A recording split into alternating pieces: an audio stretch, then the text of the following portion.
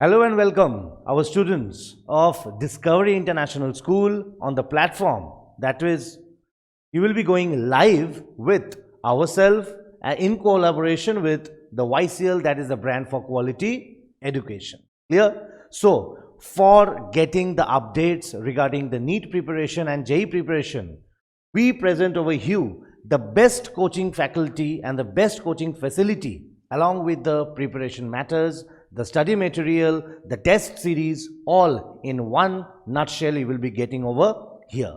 So, for getting the live updates and on our YouTube channel, that is the DYCL or the Discovery International School in collaboration with the YCL, you have to first get subscribed to our channel.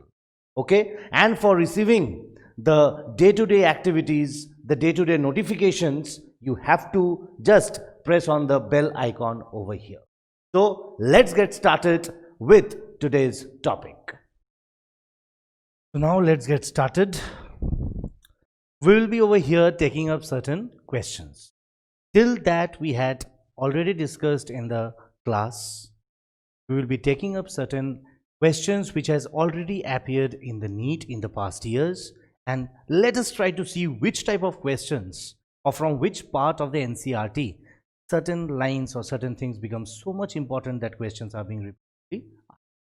So first of all, the first question which we will be seeing today, that is a new concept about which in your NCERT nothing is being mentioned. So here it is being asked, a healthy person eats the following diet which contains 5 grams of raw sugar, 4 grams of albumin, that is a kind of a protein, 10 grams of pure buffalo ghee, which is adulterated with 2 grams of vegetable ghee. That is nothing but the vegetable oil or the refined oil which we use. Along with it, in last it is being telling that it has also 5 grams of lignin. Now, in together we have to find out how many calories he is likely to get, and these are your certain options. Clear? So I think you have no idea how to solve this kind of questions. The concept which we will be using for this type of question is actually the physiological value of food. The food which we eat, actually what are the components of the food? That is the carbohydrates, the proteins, but the vitamins, since they are readily absorbable, so they are not much engaged in giving energy. So what are the main energy giving foods in which the energy is being counted up? That is the carbohydrates, the proteins, and the fats. Clear? Now, the physiological value of the food is actually given by the oxidation of food.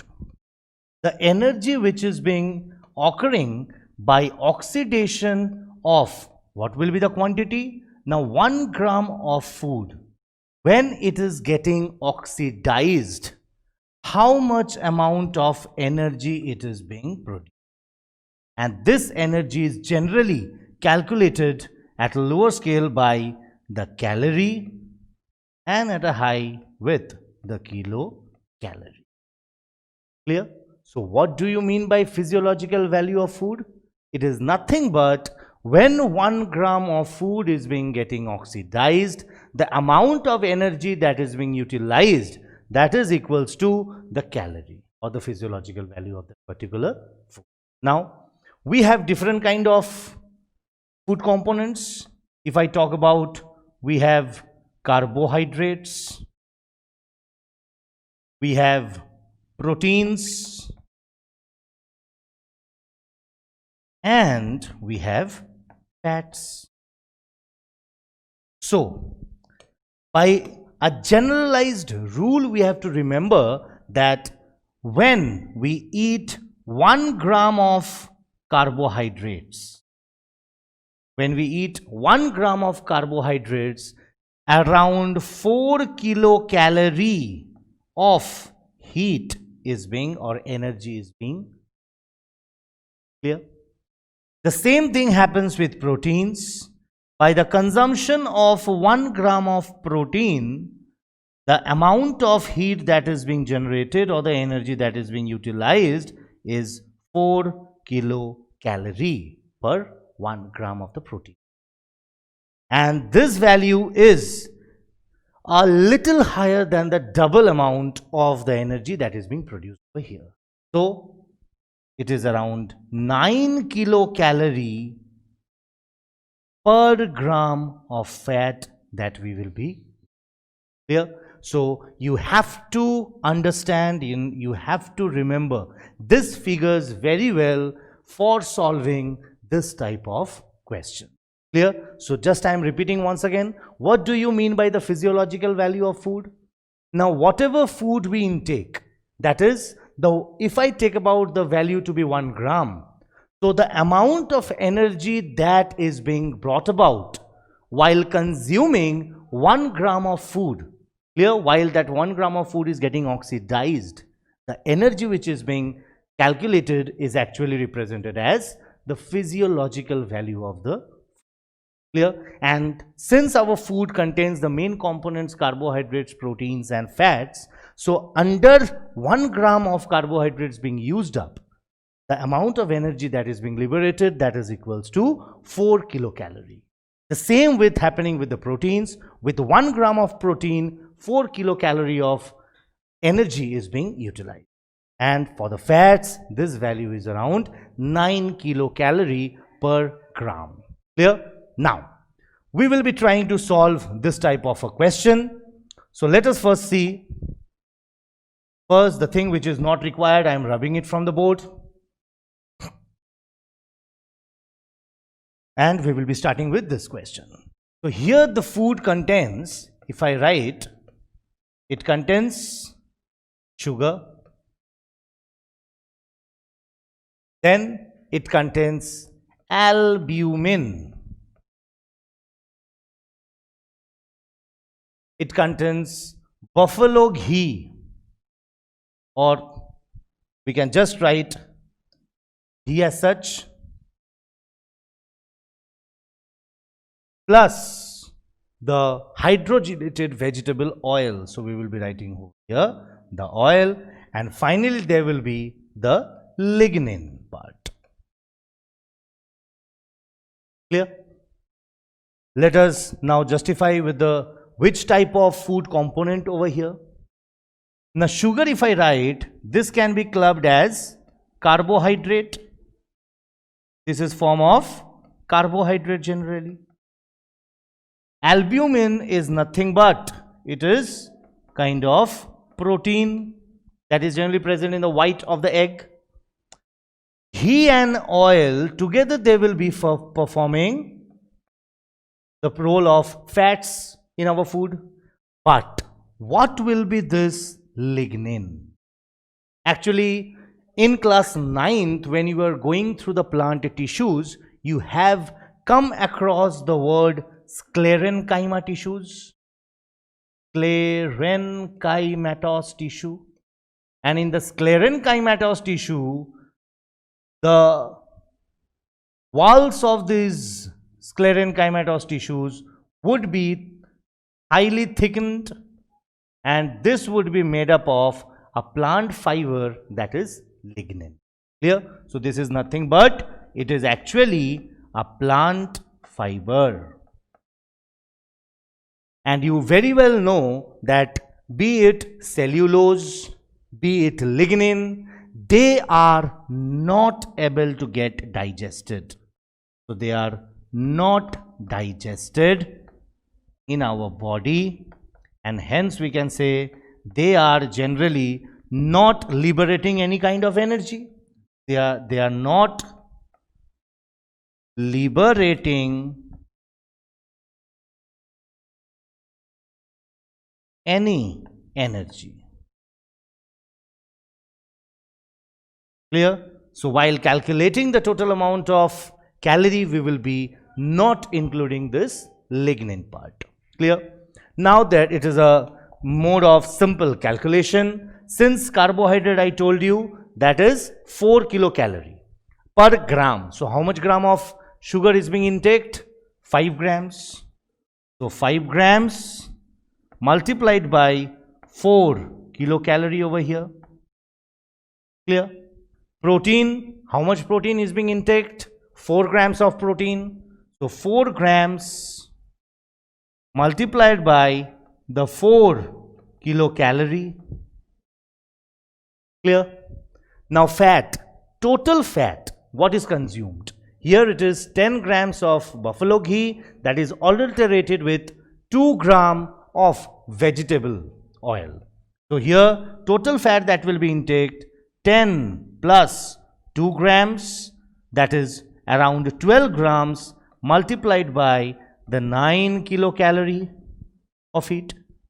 So simple calculating, this will be your 20 kilocalorie plus this will be your 16 kilocalorie plus this will be 12 into 9, that is 108 kilocalorie. And when you will be summing it up, this will be near about 144 kilocalorie of energy it will be. Clear? So the right option that will be over here is that of option D. Clear? Hope you have understood each and everything how to solve this kind of particular questions, where you have to find out the physiological value of the food which you intake. Clear? Now, moving on to our next type of question, which is of the same sort. First of all, we will be taking up the question. Now, it is a sure short revision of the things which you have done till now. Now, look into it. The question is being asked that which enzymes are likely to act on baked potatoes. So here, first of all, we have to underline what is being asked. It is asked that baked potatoes, that is, it is actually nothing but boiled starch, we can write. This is boiled starch. So over boiled starch that is being eaten by man starting from the mouth. So we will be having starch digestion takes place in the mouth.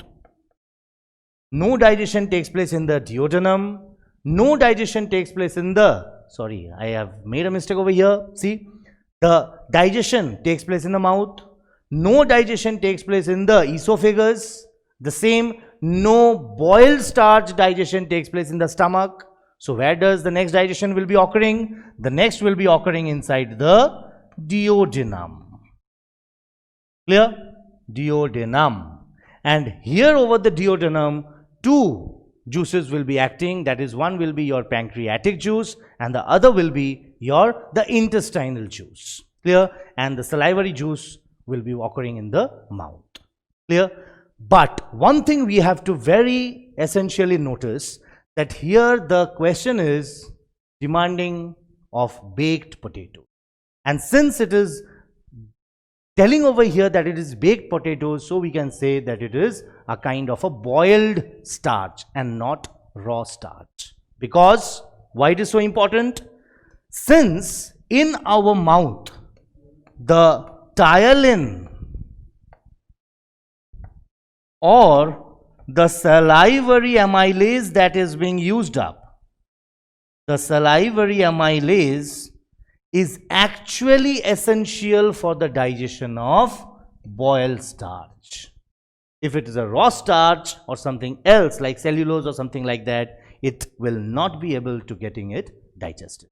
Clear? So here will be the salivary amylase. If in the duodenum there are two type of juices which will be coming. First one will be the pancreatic juice, and inside the pancreatic juice, which will be the enzyme? The enzyme will be your pancreatic amylase. Pancreatic amylase. And finally, there will be the intestinal juice, that is also known as, क्या बोलते हैं उसको? Succus entericus. So the intestinal juice will be having the final like disaccharidase. Sorry, I've made a spelling mistake over here. You have to be very much of careful with the spellings. Disaccharide. Days. So this will be your disaccharidase, and this three will be the enzymes that will be generally acting on the boiled starch after it will be just making into the monosaccharides, that is either your glucose, either your galactose, either your fructose. Clear? So now let us look at the options. First of all, there will be pancreatic amylase. So obviously no, pancreatic amylase will be in the second part. So we can straight away discard this option. The second one, disaccharidase, lipases and nuclease. Since this is potatoes and it is a question of starch, so lipases and nucleases, these are all not coming into the scenario. So we can discard this option also over here. The third option, that is salivary amylase. So we have it over here. Pancreatic amylase, we also have it over here. And finally, we will be having the disaccharidase. So which will be your right option? The right option for this will be the salivary amylase, the third option. And after that, salivary amylase, carboxypeptidase and trypsinogen. So this will also not be there, since they are all proteolytic enzymes, because they are generally used up in the digestion of protein. Clear? So this is also another question which has been occurring in the NEET, and you have to get a very good idea of all the enzymes and where these digestions are taking place. Now, moving on to the next question. Let us take the question first of all. Question number 3. Which hormone will stimulate the production of pancreatic juice and the bicarbonates? Clear? So this is another, only a line is mentioned in your NCERT, but see, in NEET this type of questions are coming. So you have got to get a thorough idea of the same. First of all, you have to learn that production of the pancreatic juice and bicarbonates in the duodenum,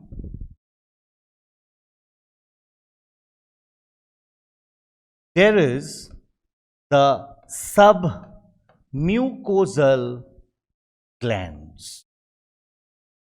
Where are these glands and what do we mean by submucosal? I'll be taking a special class in this, in which we will be only studying about the histology of the gut or our alimentary system.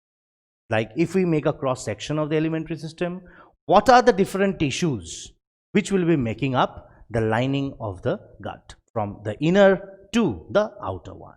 Okay, so just remember that if I make a cross section, then the innermost layer of the gut is known as the mucosa, and just adjacent to it, the lining, this will be known as the submucosa, and this lining over here will be containing certain kind of glands. Okay, so specially in the duodenum, not specially, only in the duodenum, if I say I will not be wrong, that the submucosal glands only which are present in the duodenum, they will be containing a special kind of glands which will be known as the Brunner's gland.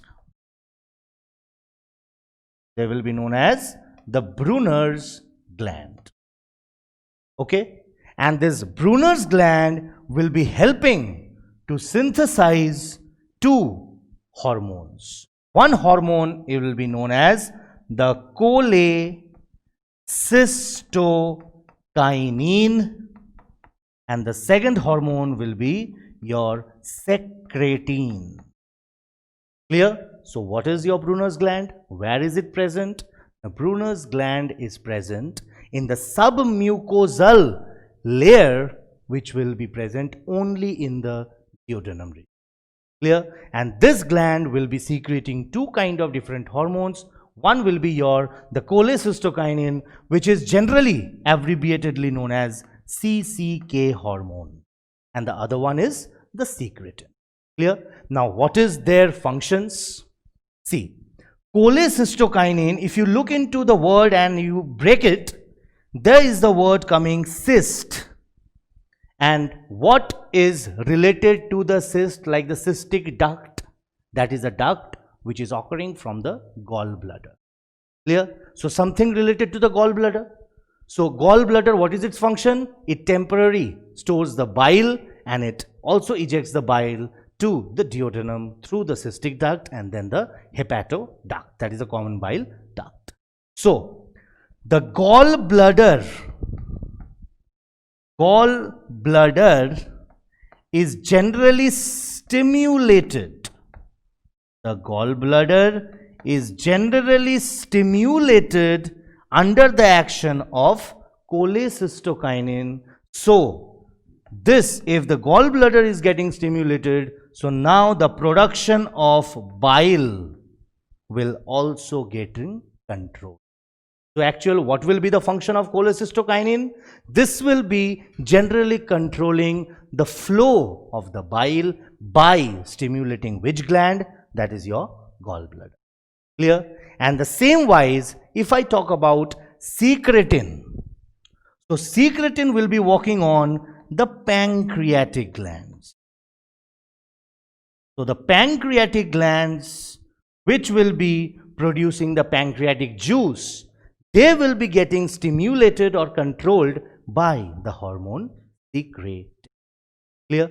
Okay? So यहाँ पर क्या होगा? Now coming on to the options, pancreatic juice, and we will be having the pancreatic juice and bicarbonates. So both of this will be released by the pancreatic glands. So the first option is angiostensin and epinephrine. So nephrin, something related to the nephron, that will be to the kidney. So this cannot be the right option, so I am discarding it. Gastrin and insulin. Now, what do you mean by gastrin? If I talk about gastrin over here, we had heard, and I have told you several times, that if some word containing gastro, gastric comes, then this will be related to nothing but stomach. Okay? And in yesterday's class, we had also gone through that in the stomach, there are 4 different kind of cells which will be producing different kinds of enzymes or different kind of secretions. And they were in order, that is your goblet cells, which was secreting the mucus. It had the chief cells or the peptic cells, which was secreting the proenzyme, that is your pepsinogen. It had the oxyntic or the parietal cells, which was secreting hydrochloric acid. And finally, the cell which was not mentioned in the NCERT, that is there were kuch G cells. Some G cells were also present over here, and G cells had the secretion of your gastrin. So the G cells would be secreting the hormone gastrin, and it will be the gastrin that will be generally stimulating the release of HCl, or we can say it will be stimulating the release of the gastric acid. Clear? So obviously this is also nothing to be done with the production of pancreatic juice and bicarbonates, so we can discard this one also. We have insulin and glucagon. These are the 2 hormones which lowers or rises the blood sugar level. So this is also nothing related to one. So the right answer will be the cholecystokinin and your secretin. So the right option will be option C. I hope you got it. Moving on to the next question. That is question number 3. Sorry, question number 4. Now, the enzyme that is not present in the Succus entericus. Now, as we have already learned that Succus entericus, this actually is also known as the intestinal juice.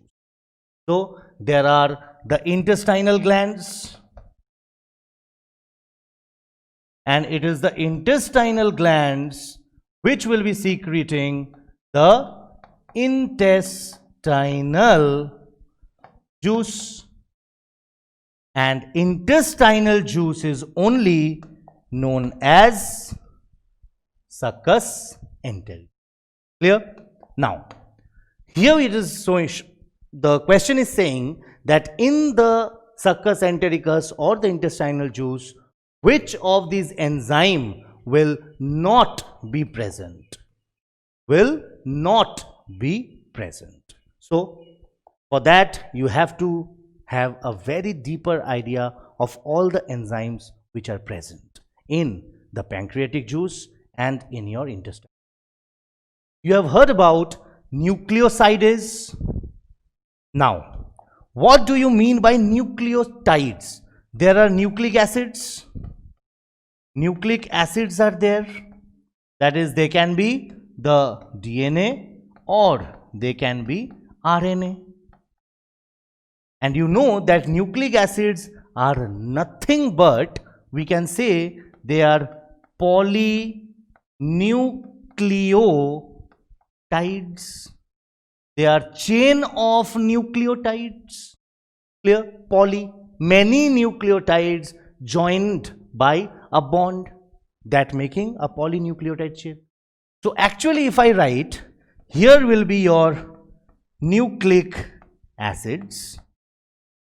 So first of all, nucleic acids are broken down by a pair of nucleases.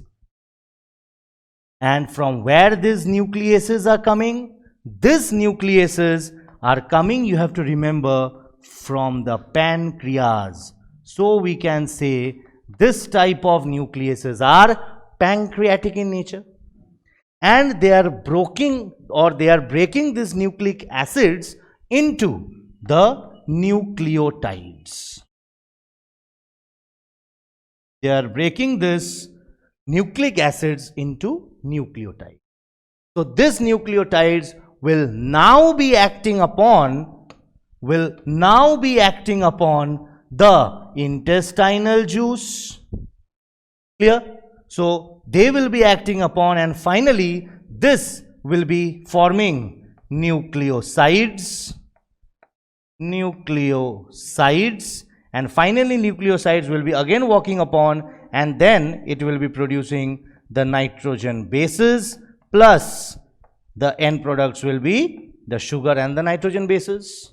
So I can say that nucleotides and nucleosides, so where will be the nucleosidase used? So nucleosides, when it will be digesting, when it will be broken down into nitrogen bases and sugar, then only the class of this nucleosides will be getting used. Clear? So this cannot be a part of the pancreatic juice. This is a part of succus entericus. So this is a part of succus entericus. Moving into the lipase. So here see, lipase is also present in this in this succus entericus. So this is a part of succus entericus. This is a part of succus entericus. Maltase, this is generally a disaccharidase. This is generally a disaccharidase, which will be generally working upon the disaccharides, and they will be converting them into the monosaccharides. So these are also present in the succus entericus.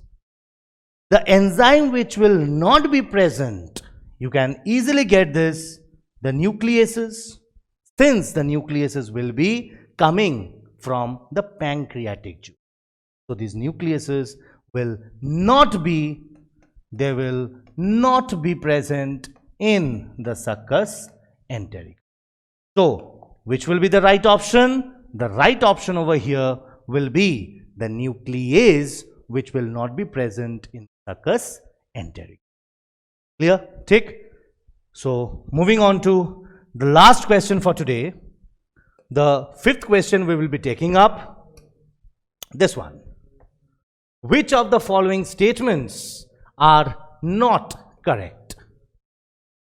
Which of the following statements are not correct? Oxyntic cells are present in the mucosa of stomach and they will be helping in the secretion of HCl.